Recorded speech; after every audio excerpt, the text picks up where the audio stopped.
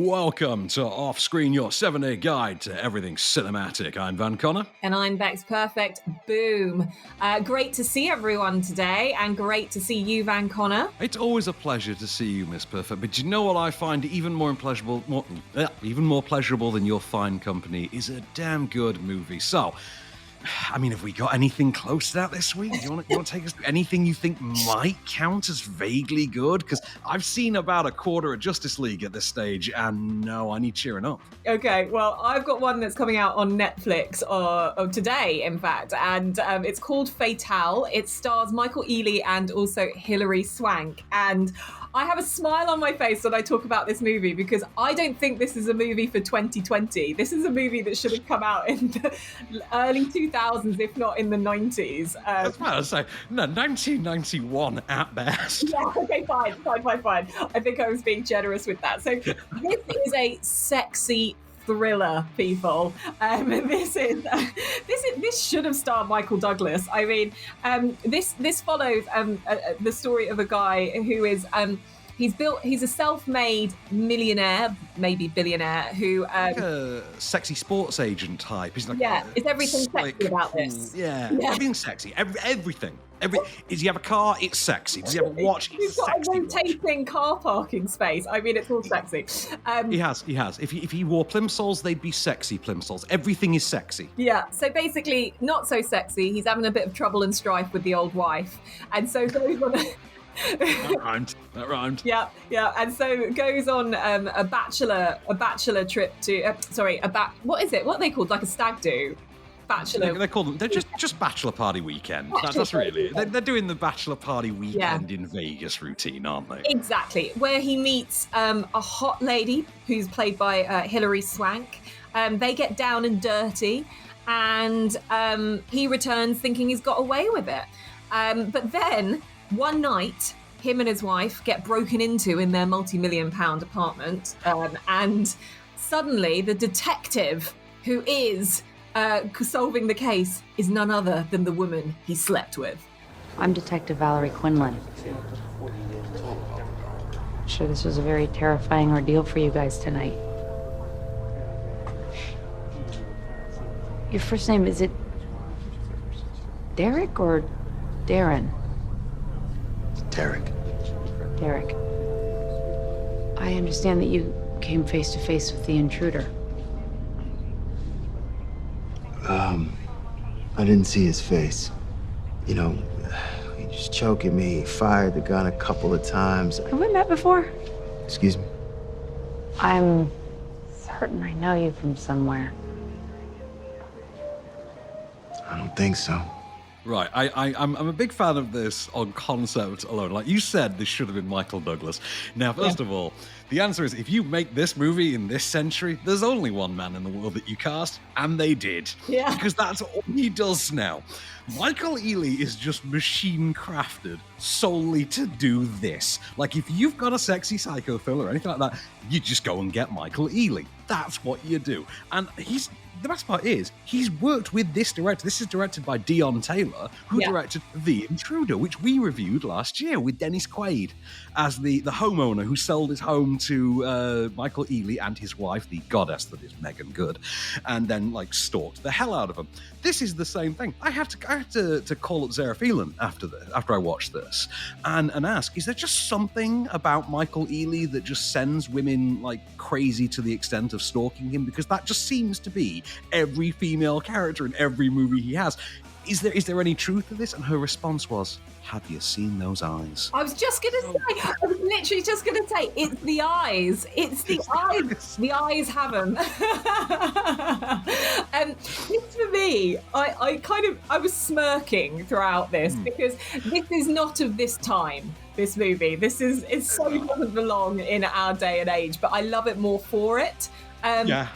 Hilary Swank, she's pretty badass in this, and actually we haven't seen her be like that until we most recently, I think in The Hunt is when we saw her kick some serious butt, and she's so funny because she's very placid initially, and it's more terrifying that she's like that. She's a proper femme fatale, and then when it all kind of kicks off, you kind of see her true colors, and it's the progression that you need from a movie like this. It's cheesy, but not to the extent where you're kind of going, this is so ridiculous, it's laughable. Like there's real emotion in this. There's elements of desperation. There's like uncanny kind of moments of her just being really quite terrifying. And you know, you've got all the setup. So you've got the hot Hollywood mansion, but then you've got like where she lives is of course in a warehouse with those lifts that you lift up the top. the wooden freight elevator. Yeah, it's one of those. It's like, it's classic. And then you've got like, I loved all the elements of it. It was just so fun for what we needed to see. Right, that's it, isn't it? Because nothing about this is game-changing at all. There's nothing here that's going to redefine the genre. No one's calling Dion Taylor an auteur or a master craftsman for this one. What you've got is, it's a neon-drenched, very sweaty, sexy psycho thriller starring Michael Ealy, only this time he's being stalked by an Oscar winner instead of, I don't know, like Dennis Quaid. I mean, the most shocking thing about this is how well, you know, Luke Cage himself, Mike Coulter, works as the sort of sleazy best friend. I had fun with it, but I'm not going to describe it as like an awards caliber film. It's perfect on Netflix, which is, you know, where it's releasing today. I say perfect for that. You put this on, you tune out for an hour and 45 minutes, you watch this sub-Fatal Attraction unlawful entry riff with Michael Ealy being all sexy like, because that's just what he does now. And you think, that was perfectly enjoyable. Yeah, and you're right. Like, do you know what? It's actually an hour and 42 minutes. So it's nice. I was guessing entirely, if you want the truth. I was just like, that's like clearly a 105-minute movie. Yeah, exactly. So it's a good, easy watch. You take away from it what you want. You don't think too much into it, but it's like a fun Friday night flick. You know, that's what I'd say. And I mean, going back to your point as well, Hilary Swank having the time of her life. Yeah. You can tell she is enjoying the heck out of this. She is having an absolute blast. And power to her, she's won her Oscars. She's good. Like, she doesn't need to prove herself as an actress. She did that at a very, very early age. And, you know, this joins, like you say, The Hunt, and there was that one, The Reaping, I think, that was like 2007, that was like the 10 Plagues, where she was investigating the 10 plagues. And that had a sort of similar eroticism kind of element to this, but she seems to enjoy this stuff, and power to her. You know what? She's a Karate Kid alum. She's a Karate Kid alum and an Oscar winner. Let her do what she likes. Yeah, exactly. So Fatale is available on Netflix from today. If you want a sexy psycho thriller, this is going to be the one for you. If you're missing Fatal Attraction and you know, anything that includes a bunny boiler, this is the movie that's going to pick it back up for 2021. Let's see how many thumbs are you going to give this? Oh, do you know what? Just for the experience, 2 whopping. Yeah. I had a great time. Loved it. Great time. As an academic film, it's probably like a 1 thumb, but like as an experience, you know. Yeah, as an experience, it was, yeah. As a throwback, it was a good one to have. So good laughs there. Let's move on to our next movie, which is Silk Road, which is available on digital. So I assume that's on video on demand. You can get hold of that. It's available from today as well. So what's this one about? So Silk Road, this stars. Do you remember Jurassic World? You remember the 2 kids? What do you call it? Bryce Dallas Howard's nephews. Yeah. In you know, the ones whose parents were getting a divorce, and for some reason they thought to include that in the plot because it was in any way relevant. That one. Yeah. Well, the older one of those 2 kept coming out with weirdly toxic moments with literally every woman he encountered. He's the lead here, and he plays Ross Ulbricht, who's the guy who, you know, in reality, this is obviously based on a true story, created Silk Road, the online marketplace famously referred to both within the film and without it as Amazon for drugs, which I'm not going to voice my own personal opinions on that one, but it does still exist in some form or other. You can still access this website in the world, and it does not require a degree to do so, believe me. Right. So this is the story of how he created that site, how he created Amazon for drugs. And the DEA agent, Rick Bowden, I believe he's named, played by Jason Clarke, Now, that's a very important point on the quality of the film, actually. Played by Jason Clarke, who sets out to capture him. However, in doing so, finds himself, as a vulnerable family man, very quickly being led, almost against his will, down a path equally, if not even more criminal. And of course, this all comes with an element of shameless publicity, in which our young Mr. Albrecht must effectively turn to gossip rags in order to launch his product to begin with, culminating in phone calls like this. Who's this? You don't know me, but I have your next story. 30 seconds. Making small talk with your pot dealer sucks. Buying cocaine can get you shot, but what if you could buy drugs online like socks or light bulbs? Now you can, with an online website called Silk Road. Did you coach him on this? Who am I talking with? Call me Mark. No last name, but you can quote me.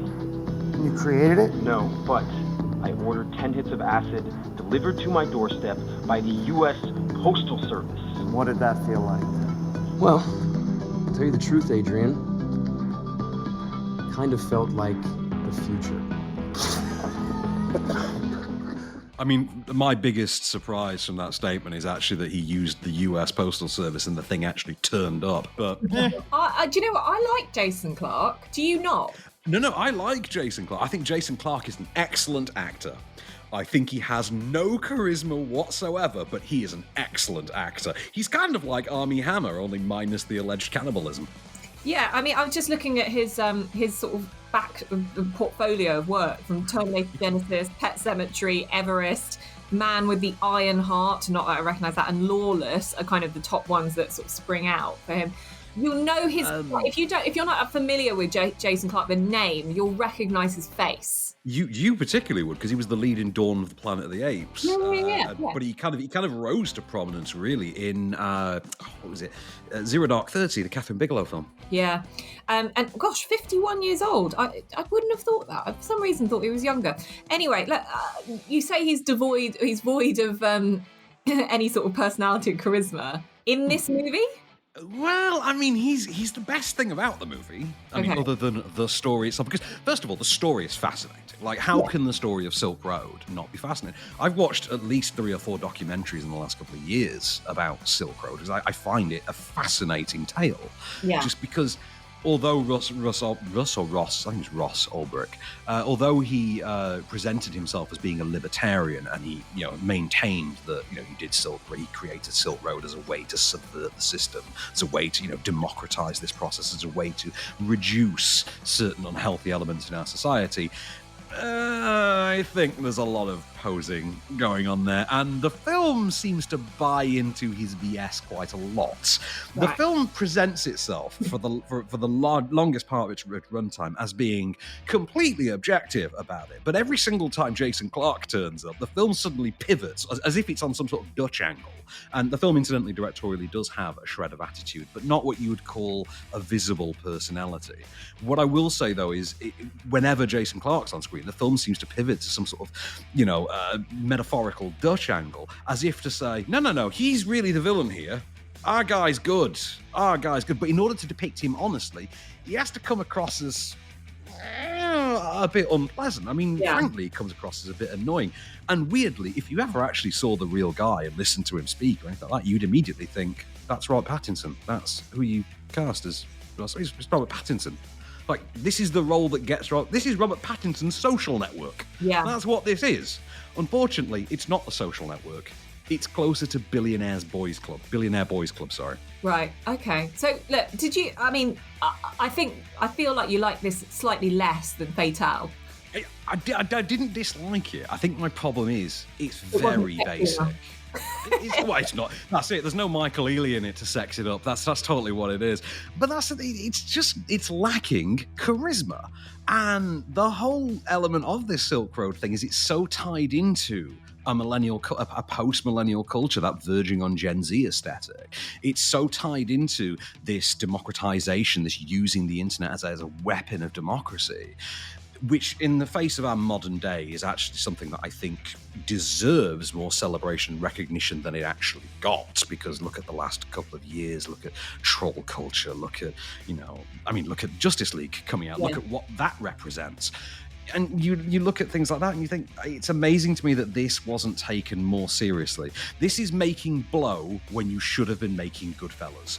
And that's a problem for me. I don't think the film is, I mean, that's outside of the film itself. The film itself is fine, but again, nothing that's going to reinvent the genre, nothing that you haven't seen done better a billion places elsewhere, and nothing that's ever more than basically engaging, to be really honest. And I think, when you're having to make an informed decision as to pay for this on video on demand, it kind of does it warrant it? Probably not, but wait for this to maybe go on to a streaming service in the future.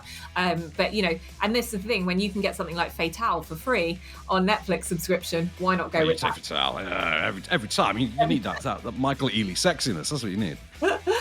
So how many thumbs are you going to give Silk Road? I will give it a thumb and I'll give it a thumb and a half because it held my attention. Admittedly, I'm an easy lay for this subject anyway. Like say the whole dark web culture does fascinate me. Yeah. And usually it's been a documentary directed by Alex Winter of all people, but in this case, it was perfectly fine.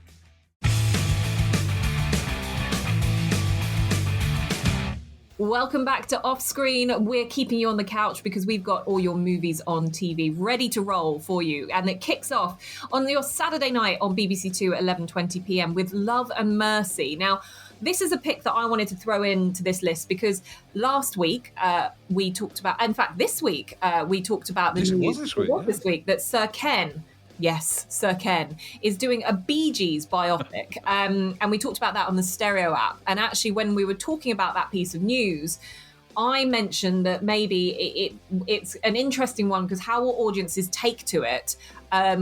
Is the story going to be compelling enough? And interestingly, Love and Mercy is actually a bit of a biopic about the Beach Boys, particularly about Brian Wilson. Now, it stars Paul Dano in it, as well as Elizabeth Banks and John Cusack and Paul Giamatti. So great cast across this.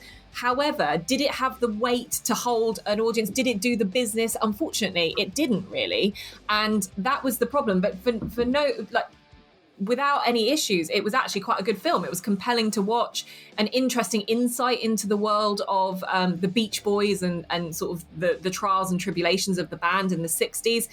And for me, I think it's worth your time, especially on a Saturday night at 11:20 p.m. Absolutely. It came out not long after Straight Outta Compton as well. So we got the joy of Paul Giamatti playing the sleazy, corrupt manager of not one but two bands in the space of a year. The thing that never gets mentioned about this film anymore, and it's always weird to me because it seemed to be the coolest thing about it, like going into it, was that Paul Dano and John Cusack were both playing Brian Wilson at different times in his life. And obviously, I think you get Paul Dano on the way to being an isolated, inconsolable character, and then you get John Cusack taking it over from there years later with rediscovering himself through the romance with Elizabeth Banks. Very, very good performance. But then again, I mean, when is Paul Dano not good? And don't say Jonah Hex because we all know that movie sucks. It's an exception to the rule. John Cusack, though, I mean, this is during one of his down spirals. He never got the credit for this, despite the fact that we had written off John Cusack for a long time before this movie. He came out of nowhere with this, and I think he knocked it out of the park. Yeah. So look, if you guys are interested in a good biopic, this is a good movie for you to check out. It's not gonna sort of reinvent the wheel, or it's not gonna do anything that's particularly groundbreaking, but it's a good insight into the world of the Beach Boys. Maybe you've heard of the Beach Boys and don't really know who they are. This is a good way to learn. I mean, I don't know how you don't know who they are, but anyway. Most of us have seen Love Actually, so exactly. But yeah, that's available for you on BBC Two at 11:20 p.m. on Saturday. So you might want to hit the record button for that. But moving on to Sunday, great movie from the 90s, A Time to Kill. Is on BBC One at 11:30 p.m. Another late one for us, but this is Sandra Bullock and Matthew McConaughey. This is the investigation of a murdered perpetrator after a guy's daughter is raped, and the case around that. Were you aware that if convicted, they might be freed in only 10 years? Yes, sir. I heard people say that, yes, sir. Do you think men who kidnap a child should be free in 10 years? No, sir. Do you think 2 men who rape a child should be free in 10 years? No, sir. Do you think 2 men who hang a child should be free in 10 years? No, sir. Well, what do you think should happen to them? What would be a fair sentence? Objection, do you think Your they deserve to die, Mr. Haley? Answer the question. Carly, don't answer that question. Yes, they deserve to die, and I hope they burn in hell. I love that moment. It's one of my favorite moments in any movie ever. Yeah. I will point out as well that those two, Kevin Spacey and Samuel L. Jackson, did follow this up about 18 months later by co-starring as leads in The Negotiator, one of my favorite thrillers and the very first film from F. Gary Gray. Oh. So this is a film that at the time was pretty much an all-star vehicle. It was, look, we know we're just doing To Kill a Mockingbird again. Nobody's under any illusion about that. We know that John Grisham's book is just a rehash of, Harper Lee's To Kill a Mockingbird, and probably more the film than the book, if we're being honest. But we're going to inject some 90s style into it. Here's Kevin Spacey and Samuel L. Jackson, and one of the greatest casts I've ever seen in a film. So, McConaughey, Sandra Bullock, Patrick McGowan. Is it Ashley Judd? I think it's Ashley Judd in this one, not Charlize Theron. Kevin Spacey, Sam Jackson, both Sutherlands. Yeah. So Donnie and Kiefer, not Rossif, thankfully. Rossif does not come near this one. Oliver Platt. It's just, and Oliver Platt. That's who I was trying to remember. I don't know why I was thinking Paul Giamatti. You put Paul Giamatti in my head, and I'm picturing Paul Giamatti when I want to picture. Chris Cooper is in this as well. Yes, isn't he one of the Ku Klux Klan? He's one of the deputies. He's deputy. He's one of the deputies. Yeah, he's one of the deputies in that. I mean, this is, when you think of the 90s and you think of a courtroom drama, and, this is kind of, it's up there. It's the spine-tingling moments of this are brilliant. And you know what? Every time I see the poster, I'm always a bit like, oh, it's such a great film. I mean, for its place in sort of industry history as well, this was the film that crystallized the template of the John Grisham adaptation. So we'd had a couple, I think, going up to this. We'd had The Firm, obviously that was quite a high-profile one mainly because of its stars more than the actual film itself, which was Tom Cruise and I think Gene Hackman. We then had The Pelican Brief and The Client, also, I think, as well. The Pelican Brief, that's also with Sandra Bullock, isn't it? Oh no, The Pelican Brief is Julia Roberts, although I can see why you'd... They kind of have the same career, really, don't they? Yeah. It's easy to... Don't you think that this A Time to Kill kind of, after Matthew McConaughey's sort of like Dazed and Confused and rom-com kind of thing, this cements him as a serious actor. This is his start of his trajectory. Well, this is that phase when they were trying to put him forward as he's the young heartthrob who can act. He's the guy you get for the blockbuster thriller now. Never quite worked out for him, and he kind of meandered for about a decade after this before we started to see what we would come to know as the McConaissance. Things like The Lincoln Lawyer, which again, Lincoln Lawyer feeds into this. It goes back to that. That's Michael Connelly adapted for the screen. But, we're getting a TV show out of that now. Yeah. So Yeah. it worked. And obviously McConaughey went on to get his Oscars. So, Exactly. it all works out in the end. The less we say about Kevin Spacey, the better. Although I will say that, history has proven he was kind of perfectly cast in roles like this. So there's that. Mm-hmm. So that is A Time to Kill. That's on BBC One at 11:30 p.m. Great movie. Again, press that record button for that on Sunday night, because I think it's going to be worth you wanting to revisit again and again. Have you noticed that all of our picks this week, and this is completely by accident, all of our picks this week tend to be late night movies? We seem to have nothing that's on before about 9:30, I don't think, this week. Well, thank goodness that, the Americans invented TiVo, and we have our equivalents here in the UK. Did the Americans develop TiVo? I think they did. I have no idea, offhand, I don't know. The idea of recording content, I always think back to maybe Sex and the City and them referring to TiVo in that. So before we think about Sky Plus. Anyway, let's move on to one of your picks of the week, which is Crank. This is a typical you number. This is on ITV4 at 10:30 p.m. on Monday. Talk us through it. Right, did we? I can't remember. Did we talk about Crank 2 High Voltage recently? Because I know I did on Paul Ross's show, and also I don't always use the same picks. Sometimes I change the picks. When you've picked one that we've covered recently on Extra Time, for instance, I'll take something different for that. So I did Crank 2 High Voltage recently on Talk Sport with Paul Ross, and I'm a big fan of the Crank movies. There's only two of them. Neville Dean and Taylor directing. This stars Jason Statham. It is one of the most gonzo bonkers movies ever created by mankind. I love it. No matter what time of day it's on, you put this on, you will start running. It's best watching it on a treadmill, if we're being honest. Yeah, if you can shoot yourself full of adrenaline and get on a treadmill whilst you're watching this movie, absolutely do it, because it fits the movie perfectly. Statham is Chev Chelios. He is a low-level enforcer for mob bosses, effectively, in downtown LA.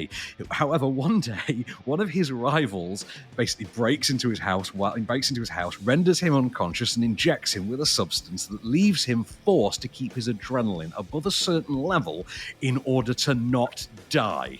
And his only hope through all of this is to basically leg it from one end of LA to the other, keeping his pulse above a certain rate, end to end, long enough for him to track down the cure. And yeah, this is exactly the kind of sensitive, thought-provoking drama you might expect. I just killed you. You try not to embarrass yourself, because you're on candid camera.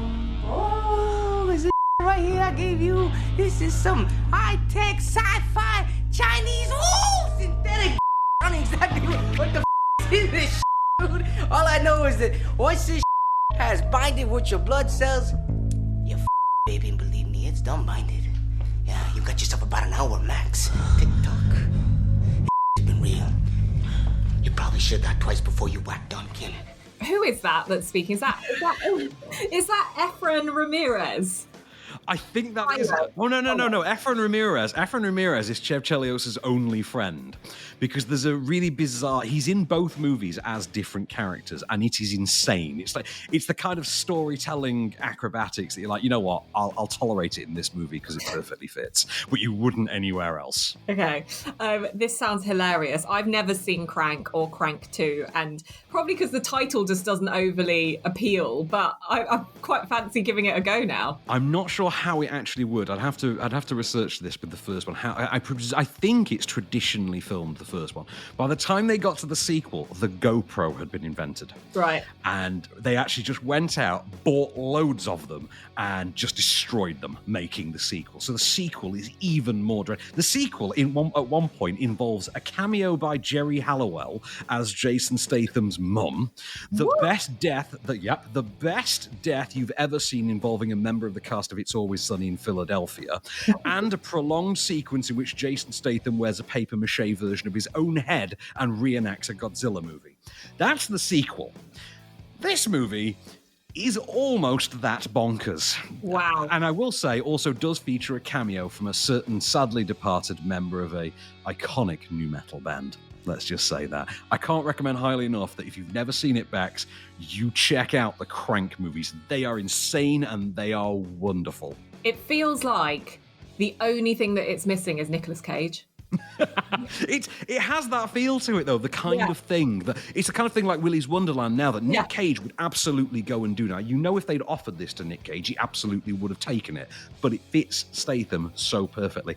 And if you have no idea how the sequel works, I defy you to watch this movie, get to its ending, and then explain to me how you would do a sequel. Because how they do it is one of those things you could only get away with these movies. Okay, well, I'm convinced. Sold, officially sold.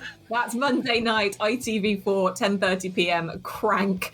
If you've never heard of it before, as I hadn't, maybe you're sold on it as I am now. We'll be back very shortly with more movies on TV to round off your week. And now it's time for a segment we like to call Off Screen Pays the Bills. Hey, Becks. Oh, hey, Van, what's going down? Ain't nothing going down but the rent. You know that? Yeah, and you know what? I've been really loving what we've been doing over the past few weeks, which is going live on stereo with the off-screen live sessions. I have to say, this has been so much fun because for anyone who doesn't know, every Monday, Wednesday and Friday at 5 p.m. UK time, we've been going live for essentially what is our after party from the Off-Screen podcast over on the Stereo app. So we take you through the top movie news that has broken in the 24 hours before our call. We look at the 3 top pieces of news. And essentially, not only are we talking about it, but you guys can get involved in it as well because it's all live. So you can join us live on that. We can all have a conversation. You can ask us anything you want to know about movies or just obviously the topics that we've got. And it's over on the Stereo app. So if you haven't got that yet, you should definitely check it out. It's good. It's good fun, isn't it? Like, I've had a really good time with it. Like, I wouldn't have thought that I would take to, like, I've resisted you on similar platforms in the past when you've tried to bring me into the future, but, you know, kicking and screaming into the modern days of social networking. But I've actually really gotten on with Stereo. It's been really fun. Yeah. And we've had some interesting contributions, haven't we? We really have. And I know what has won you over. It's the fact that both you and I get turned into little avatars. And we end up basically looking like we're just talking to each other on the app, which I think is fantastic. It just feels really intuitive, really innovative. It allows us to engage with all of you lovely lot at home as well in a completely different way. And again, like we say, every Monday, Wednesday, Friday, 5 p.m. UK time, why not come and have a chat about movies with us? We'd love to hear you. Looking to stay in the loop with the latest movie news? Then say hello to the Daily Reel, your bite-sized hit of the biggest happenings, hirings, firings, release dates, scandals, and everything else going on behind the silver screen. Delivered to your ears every weekday morning in less time than you'll spend in the shower. Subscribe to the Daily Reel on all major podcast platforms or ask Alexa to install the Daily Reel skill for your morning flash briefing. Make your morning cinematic with the Daily Reel.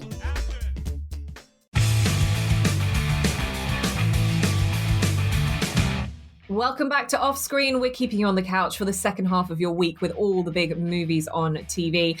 And do you know what? What we're bringing you this week is everyone's favourite film. I think I can declare it as that because everyone loves this movie. Yeah, everyone's got a soft spot for this movie. It is good fun. On Tuesday, we've got Dodgeball. I'm running away with the week there. Dodgeball on Film 4 at 11:40 p.m. Why is it on so late? That's not for us to decide. That's for obviously the TV stations too. But a true underdog story, isn't it? It's it stars Vince Vaughn and also, of course, Ben Stiller as well. So we're following essentially the story of an average guy who owns a gym. And he's trying to save it by participating in the dodgeball championships. Well, not only is it an average gym, it's literally named Average Joe's Gym. Yeah. Right, so the whole thing, of course, being that to save the gym, they enter those championships. But of course, the reason dodgeball is, one of those reasons that dodgeball is so fondly remembered now is because it just features one of the most awkward, in retrospect, cameos ever put to film. This is like having Bill Cosby turn up in your rom-com. They had Lance Armstrong turn up in their sports movie to deliver this monologue. You know, once I was thinking about quitting when I was diagnosed with brain, lung, and testicular cancer all at the same time. But with the love and support of my friends and family, I got back on the bike, and I won the Tour de France 5 times in a row. But I'm sure you have a good reason to quit. So what are you dying from that's keeping you from the finals? Right now feels a little bit like shame. Well, I guess if a person never quit when the going got tough, they wouldn't have anything to regret for the rest of their life. But good luck to you, Peter. I'm sure this decision won't haunt you forever. I mean, to give him credit, Lance is absolutely correct. I mean, although I personally have never swapped out my urine to hide the love and support of my family and friends. So, there's that. I mean, there's stuff that just is cemented in time and things that you just can't change, and a Lance Armstrong cameo is one of them. Did you ever see the Ben Foster, Chris O'Dowd movie about the biopic about Lance Armstrong, more specifically about a scandal? No, I didn't actually. I think it was called the Program. I think it was like 2014, maybe thereabouts, but right. it got panned, and it in no way deserved it. Like, I think this is better than it's being given credit for. But anyway, you know what is better than anyone gives it credit for is Dodgeball. Yeah, it's funny. It's likable. Vince Vaughn is so likable in it. Ben Stiller's hilarious in it. Justin Long we've got in this as well. I mean, the cast. Dog man. Jason Bateman, Rip Torn is in this as well. Which Jason Bateman as, what's his name, Cotton? I think it's Cotton? No, Pepper. Pepper. Oh, Pepper, that's it. Yeah, Pepper. Oh, God, he just gets the best lines in this movie. It's got an amazing Chuck Norris cameo. Yeah. I think Shatner and Hasselhoff turn up in it. And of course, we got to talk about the best Hank character Azaria. in this whole movie. Hank Azaria, yeah. The best character in the whole movie, though, because Hank Azaria is young Rip Torn, I believe. Yeah, I think so. He turns to be Arkanovich. But the best character in the whole movie is the current star of the Sci-Fi Channel's Resident Alien, which is a brilliant series. It's Alan Tudyk. Yes. Whom I adore. I love Alan Tudyk. He's And Steve in this. Steve the Pirate, he is amazing in this. He's worth the movie just on his own, I think. Yeah. Look, when I say it's everyone's favourite movie, they always there's always something really positive that you can say about this movie. And I think it's at a time, 2004, when we were like the height of Will Ferrell and all that kind of stuff that was going on. This slots in perfectly to that kind of time frame as well. So Crank, which we talked about before, is great as well. But Dodgeball is equally as good. I've got it in my mind that I need to go and watch Crank now, but Dodgeball is on Film 4 at 11:40 p.m. on Tuesday. God, you can tell it's the end of the week. Oh yeah, you can. So let's talk about we've got Wednesday the 24th. We've not got a clip for this one, but I'm really happy that we actually get to cover it once, because this has come up a few times and we haven't gotten to do it. There's always been better things on, but I think it's the best film on that night. Okay, so this is Horror Channel at, I think it's 10:45 p.m. on Wednesday, 24th. This is George Romero's Land of the Dead. This is the fourth installment of the Dead series. You had Night of the Living Dead, you had Dawn of the Dead, you had Day of the Dead, then you get Land of the Dead, in which, and they're all like self-contained movies. You don't have to see one to necessarily. They're zombie movies. You know what the crack is, and they always feature different characters anyway. For that, Have you got a favourite? Have you got a favourite out of the... Is it a trilogy? I can't remember. I think, there's so many awful sequels that he's come out with since Island of the Dead is particularly poor. I didn't like Diary of the Dead, the found footage one, but I was never going to anyway because found footage. I think this is the second best for me after Dawn of the Dead, and only because I've never especially warmed to the original beyond it being, iconic. Yeah. This is where the surviving members of humanity have basically walled off one last city that is overseen by a sort of corrupt mayor, played by Dennis Hopper, no less, the late, great Dennis Hopper. And it's got cameos from everyone, of the pantheon, of every surviving member of the pantheon of Romero canon, and even has cameos that you won't be able to recognize, admittedly, from Simon Pegg and Nick Frost, because this opened around the time of Shaun of the Dead. So, he opened the dead. The lead here is, I think, Simon Baker from The Mentalist.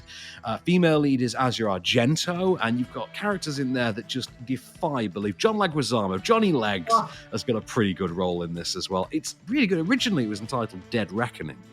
I think it was Day of the Dead, Dead Reckoning, or something like that, in name for the bus that they actually build over the course of the movie. It is very worth checking out, though. I think of all of the Romero ones in the modern era, like post Day of the Dead, I think this is far and away the best one.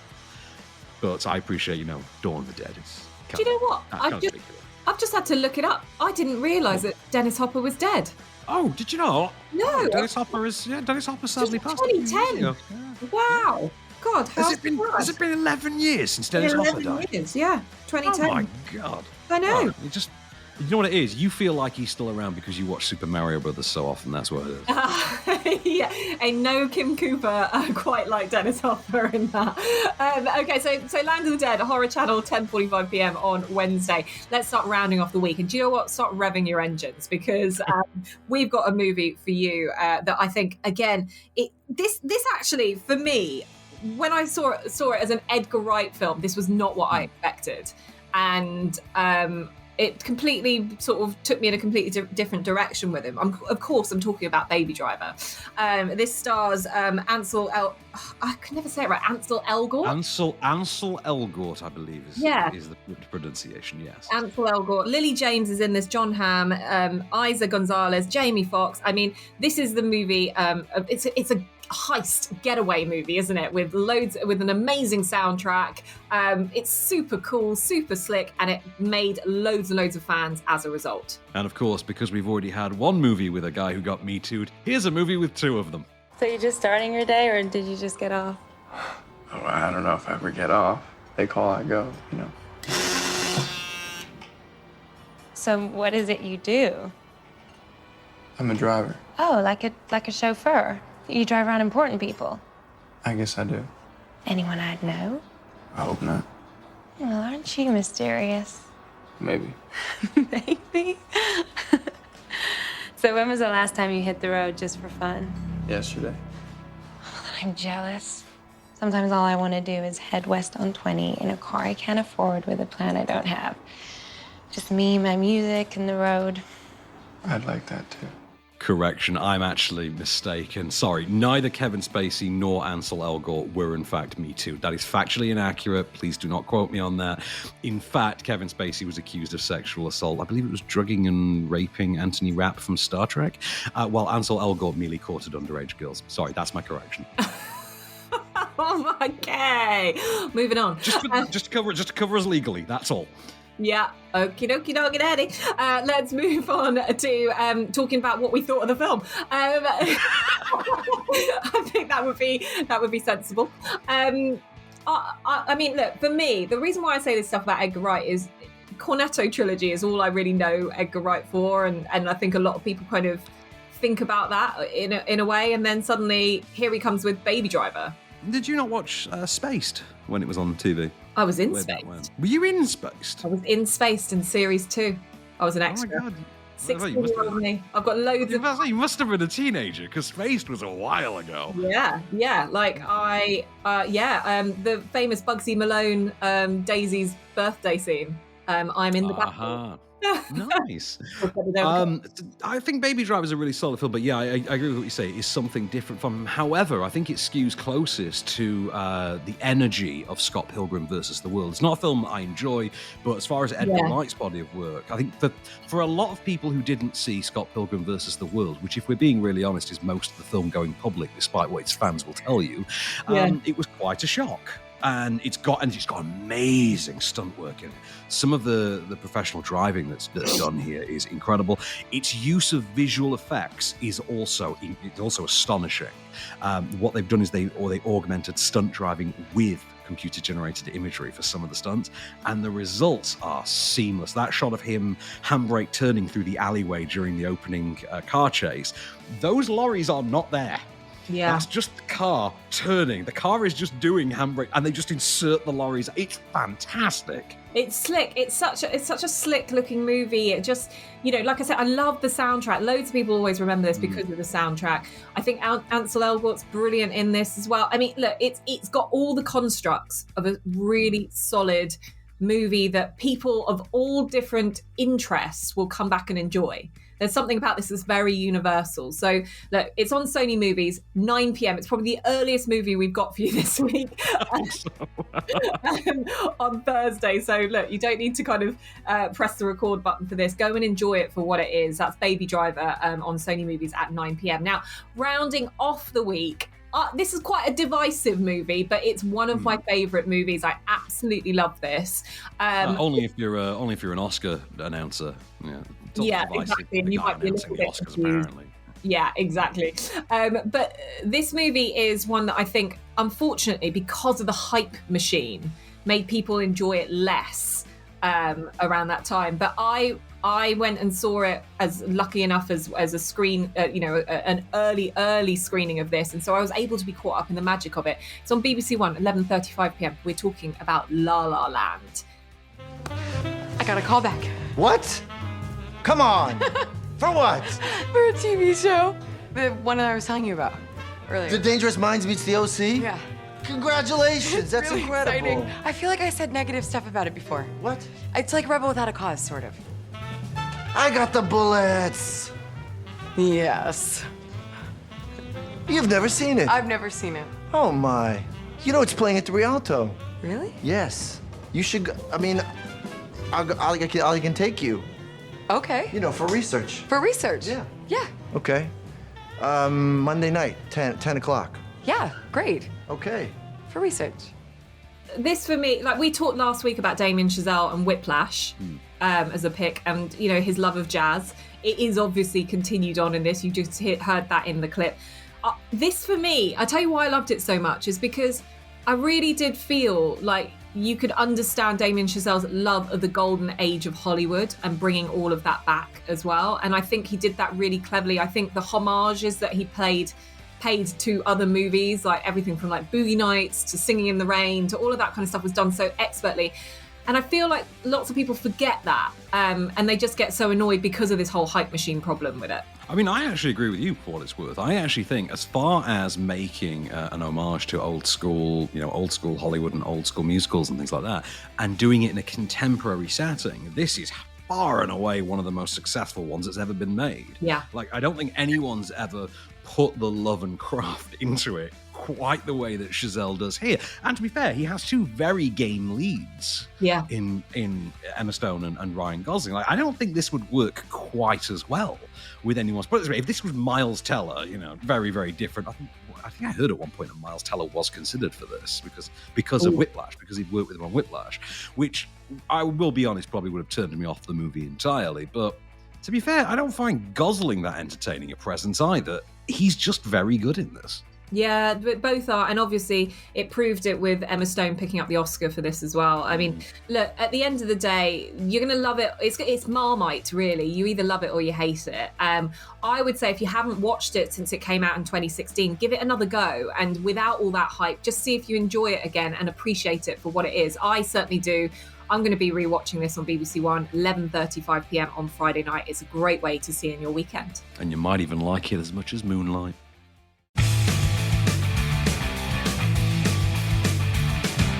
Welcome back to Off Screen, and for one last ride, we're taking you down the virtual Blu-ray and DVD aisle, because this week sees the long-awaited it's been on home platforms the entire time, hasn't it really? But it's the actual shiny disc format release of the actually quite divisive superhero sequel, Wonder Woman 1984. This proved a bit more polarizing than I expected. I thought it was great. Yeah, I enjoyed it. Like, I thought the opener was brilliant.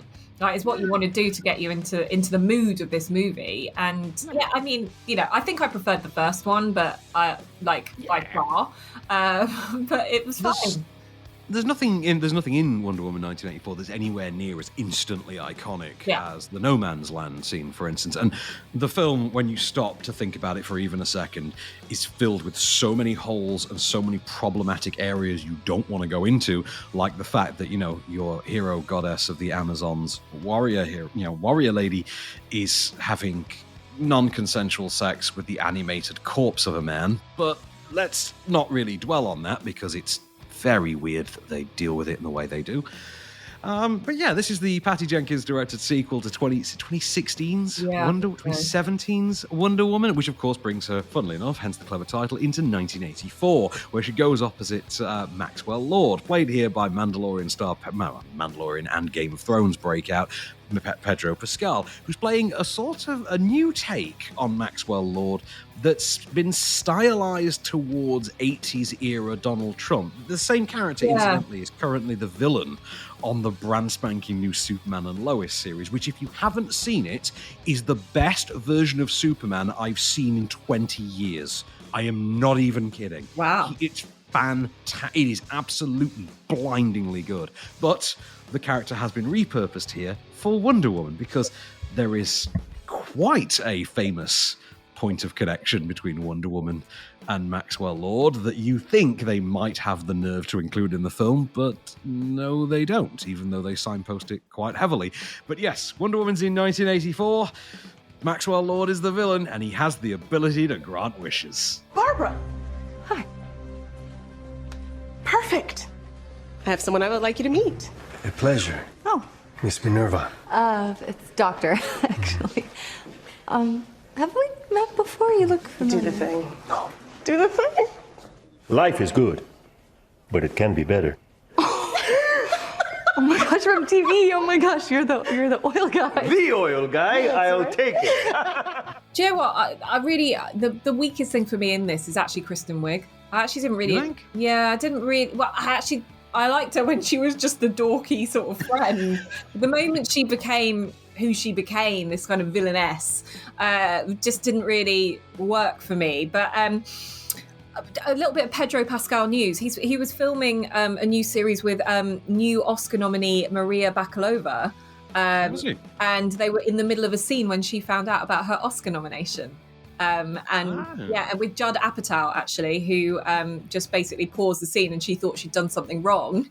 And he went, no, just to let you know, you've just been nominated for an Oscar. How about that? Well, I mean, the good news is that at least anyone who might have a ropier internet connection than you or I can at least now see the film. Yeah, DVD and Blu-ray. You can pick that up with your essential shopping, or non-essential shopping now, as the time may be. Yeah. Timing, non-essential shopping in Tesco. So, which I presume when your supermarket is the only place left, I think you can pick up DVDs and Blu-rays that's not HMV, I think. But there's only those two kinds of places. But yes, over to streaming then, and a movie that I know I loved. I'm not sure where you fell on it offhand. Oh my goodness. Did you love this? Okay, coming to Netflix on Monday. Take it away, Becks. So we've got Crazy Rich Asians. I read the book on holiday and then watched the movie. And I have to say, apart from a few obvious changes, it was fab.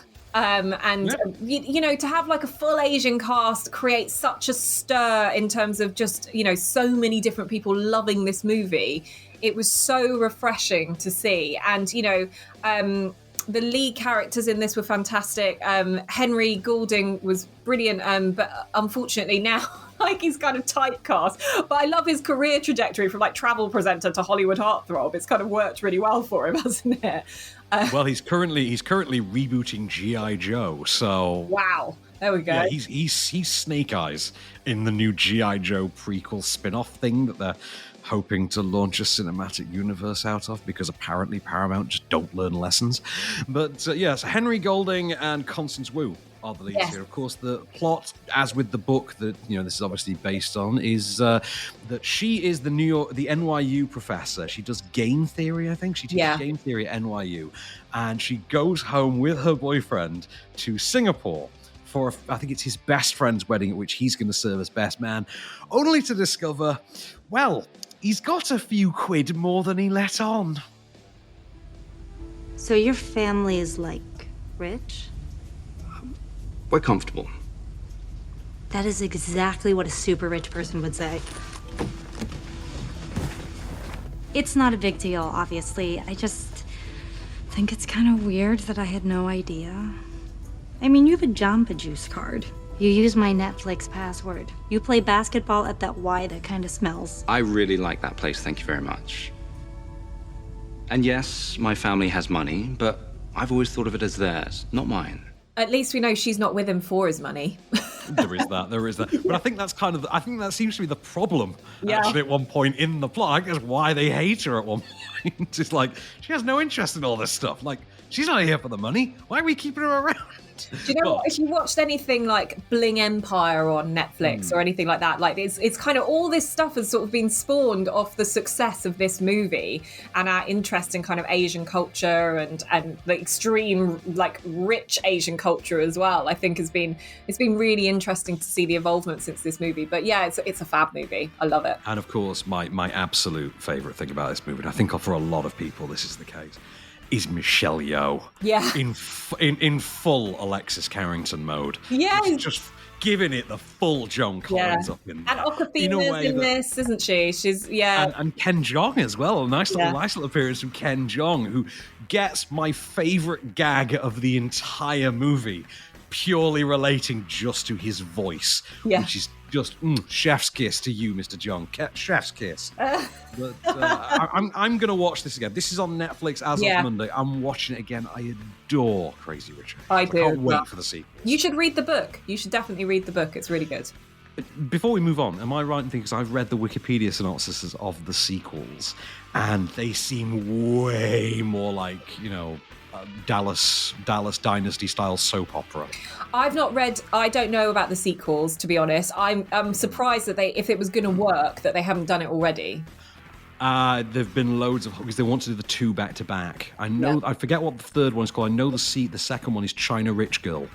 Or China Rich. I think the first two words of each title are meant to be one specific descriptor. So it's not crazy as in insane and then rich. It's crazy rich. How rich are you? Oh, I'm crazy rich. Yeah. It's crazy rich Asian, and then it's China Rich Girl.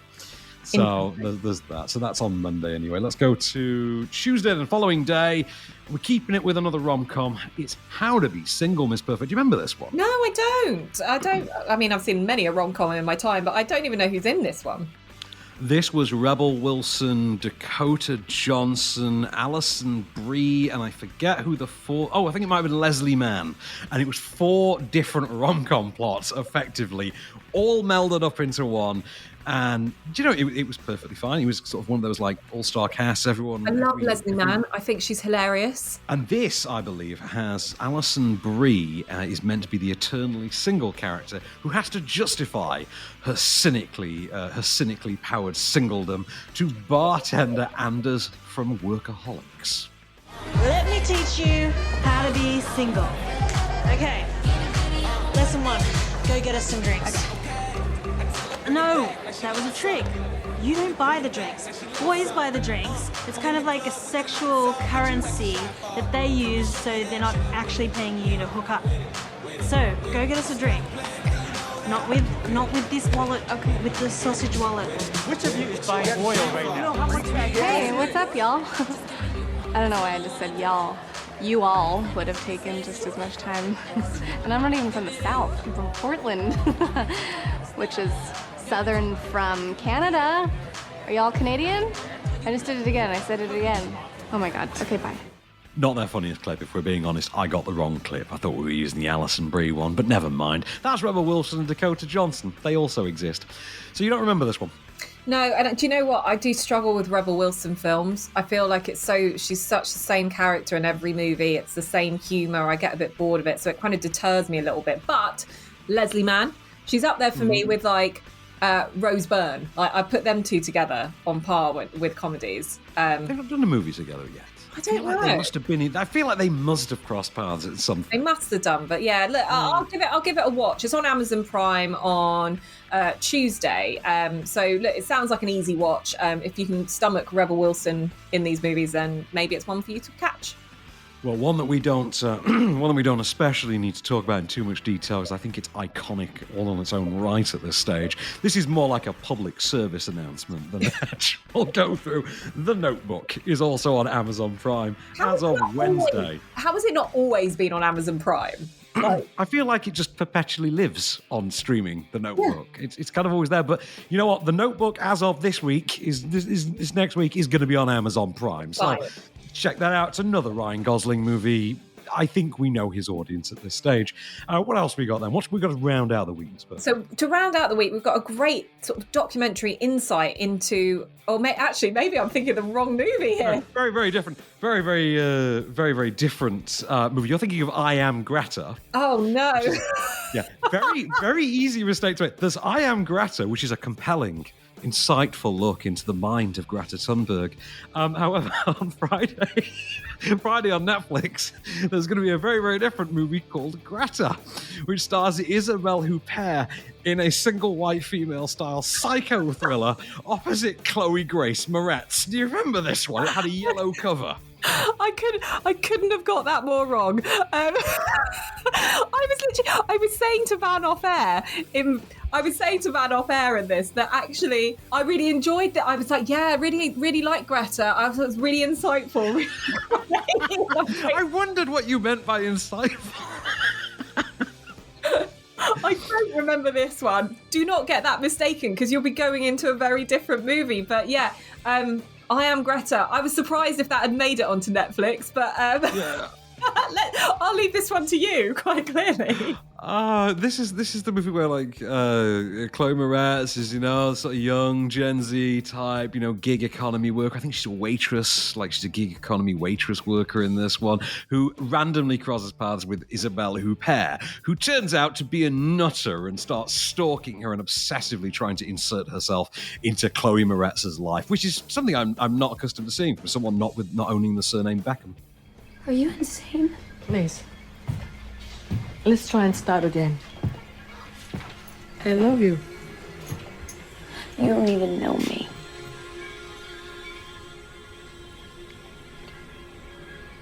I tried to talk to you, I tried. But you wouldn't listen. People can't keep doing this to me.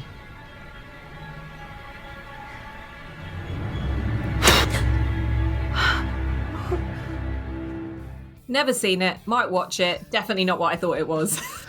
You'd love this. You'd actually really love this. I mean, Isabelle Huppert has that very specific. This is like, imagine Meryl Streep just decided one day now, do you know what I'm just going to do? I'm going to be a bad guy in a psycho thriller. Nice. I want some fun. A sexy psycho thriller. Yeah. Well, yeah, this one's less on the sex. This hasn't got Michael Ealy in it, so it's not quite as sexy as our other psycho thriller from earlier in the week. But I need them to make a Michael Ealy sexy psycho thriller box set. I think they should. I think so. I think they should call it the Ealy Collection, as if it's a museum exhibit. Yeah. Check out Greta though, Becks. I think you'd really get on with it. It's just got some absolutely deranged stuff in it, and yeah, I mean, Isabelle Huppert being the one doing it all is just amazing. It's just so fun. Do you know what I have to say? What would I do without this podcast? I mean, I've made all sorts of problematic choices without knowing the little nuances of I am versus singular Greta. Anyway, that is your streaming DVD and Blu-ray offerings for the week. Quite a solid selection there for you. I mean, across the board this week, I think we've got some really good choices. There's definitely, as I say every week, we always try and pick something for everyone there, from sexy psycho thrillers through to homages to Hollywood's golden age, and then of course, the iconic movies such as The Notebook are also out. Next week, we're gonna take that selection up a notch. There are films coming out like Tom and Jerry the movie. Ammonite, which I think if you ever want to hear a bit of a rant, you will hear me and Van talk quite extensively about our dislike of that movie. I can't remember offhand because we watched it at home. We watched it in our respective homes as part of the London Film Festival. Did we have the conversation via WhatsApp? Because I know I had it with Matt Turner and Zara. I can't remember if you were included in this, but there were some text rants. Let's just say there were. You and I separately messaged each other going, "Are we watching? This film was supposed to do the business at awards." Yeah, I mean, that was the one. Not mentioned is up there, but guys. Stick with us next week and you can hear us talk all about Ammonite. And the best part is, because we're taking a week off after, we can include a few, for the following week that we're not going to cover otherwise. And we can talk about The Mauritanian, because that's going to be out the week that we're off, and Made in Italy as well. The Liam Neeson goes to Italy for a holiday and decides to just film it as a narrative. With a very specific set of skills? I mean... He has apparently it's a very specific set of renovation skills, I think, because he's just renovating a house in Italy. That's the movie. God. But yes, I think The Mauritanian was meant to get some awards buzz as well. It did on the Globe. I think it did on the Globes. And a few others, just not Oscars. I only know this because Tahir Rahim keeps getting nominated for things, and it gets mentioned a lot on Adele Exarchopoulos' Instagram feed, which I in no way spend entirely too much time browsing. But that's all to come next week off screen. In the meanwhile, that kind of gives us a good solid week to round off on. We'll return next week. We'll take a weekend off after that. But for now, I've been Van Connor. And I've been Becks Perfect, and we shall return.